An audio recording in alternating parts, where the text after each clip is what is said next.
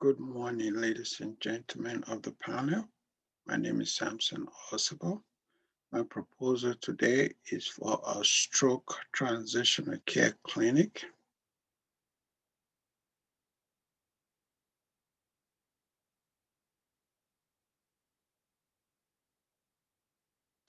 I'm a registered nurse, graduated from Salem State University, Salem, Massachusetts in August 2016 with a bachelor's degree in nursing. I'm currently a graduate student in the psychiatric nurse practitioner program at Regis College.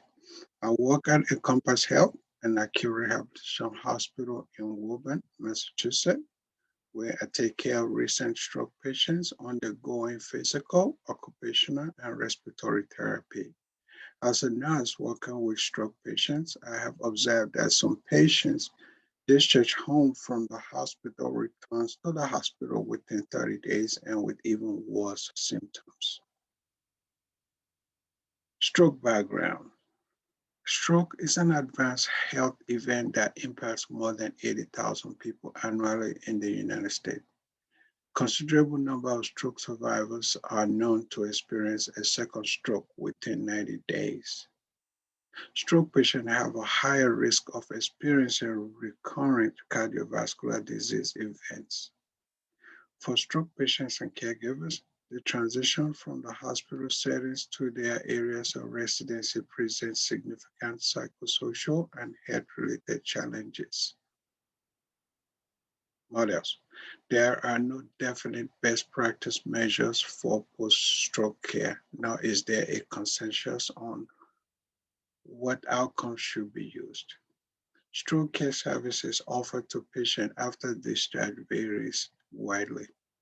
A handful of models provide potentially effective route for post-acute care standardization. My project.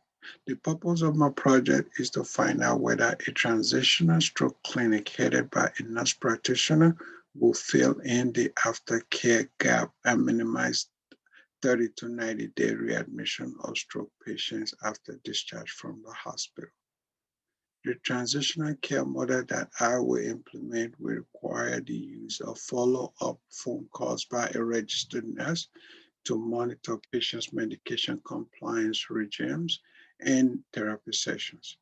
The nurse practitioner will make home visits and discuss stroke education, functional recovery, medication adherence, and secondary prevention. The aftercare gap will enable nurses to identify alarming symptoms during the recovery period of the patient, and if there's any significant concern, it will be addressed in good time. In conclusion, I hope I will be awarded the fund for this project as it will benefit our recent stroke patient, discharge home patients greatly. Thank you for listening to my presentation. These are my references.